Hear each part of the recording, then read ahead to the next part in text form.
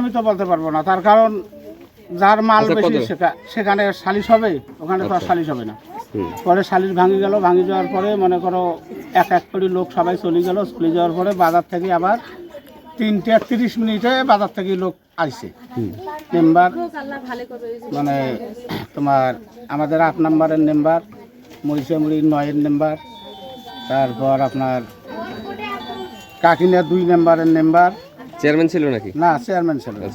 এলে মেম্বার আসছিল 3টের সময়, আসিয়া মেয়েটা ওখানে রাস্তায় বসে আছে। কারণ বসে থাকার পরে মেয়েটা কারো বাড়ি দিয়ে যাবার কয়, পুলিশও কানবার কয়, এটা আনবে চায়, ওটা আনবে চায়, মেয়ে কিন্তু যায় না ওখান থেকে।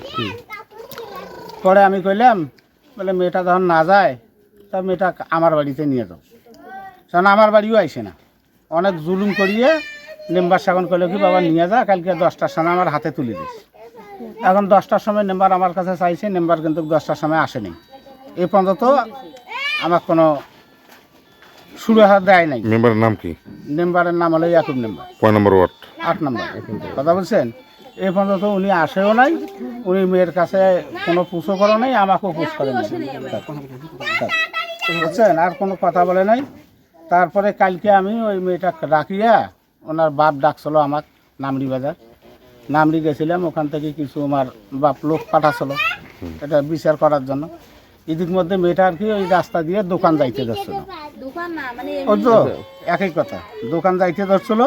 এদিক মধ্যে ওনার বাড়ির সামনে যাওয়ার সাথে সাথে 8-9টা মহিলা, আমার বাড়ির মহিলা আবার গ্রামবাসীর মহিলা নিয়ে মেয়েটাকে প্রচুর মারডাং করছে।